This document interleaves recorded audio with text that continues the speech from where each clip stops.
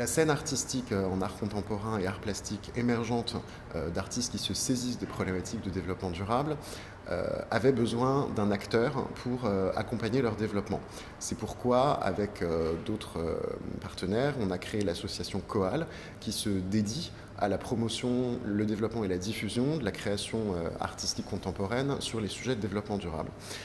Pourquoi cette difficulté originelle? C'est parce que souvent ces artistes vont travailler sur de la sculpture sociale, sur des œuvres performatives qui ont un effet sur la réalité et qui sont des formats qui échappaient aux lignes de crédit habituelles, à la fois de la commande publique parce que c'est pas un objet qu'on va poser sur un rond-point,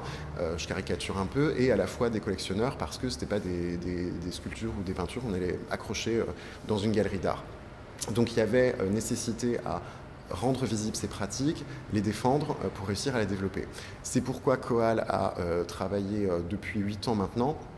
autour de l'identification de ces artistes, tout d'abord, avec le prix Coal Art et Environnement qui est remis chaque année, qui, pour la 6e édition de cette année, a permis de cumuler au fil des années plus de 1400 projets d'artistes de 71 pays, qui permettent aussi de montrer la créativité autour de ces enjeux et une émergence d'une scène mondialisée d'art contemporain sur ce sujet, et ensuite diffuser et produire ces œuvres via des commissariats d'exposition, depuis plus de 3 ans au sein du domaine de Chamarande par exemple, ou comme commissaire invité au Centre européen d'action artistique contemporaine à Strasbourg pour 2 ans, et d'autres commissariats. Et enfin, la présentation de ces artistes, notamment via des conférences ou d'autres animations, que ce soit à la FIAC ou dans d'autres manifestations internationales de la scène de l'art contemporain. En termes de résultats, je crois qu'à date, on a dû produire en propre plus de 90 œuvres, en présenter plus de 300 au fil des différentes expositions et faire connaître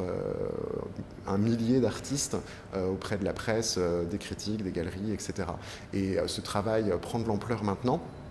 parce qu'il a obtenu l'adhésion des institutions et des acteurs de l'art contemporain, notamment en mettant en place des réseaux de coopération européens. Coal a rejoint par exemple le programme européen Imagine 2020 avec 12 autres structures de 11 autres pays. Et ensemble, on continue à promouvoir cette scène internationale, la diffuser et la faire se rencontrer.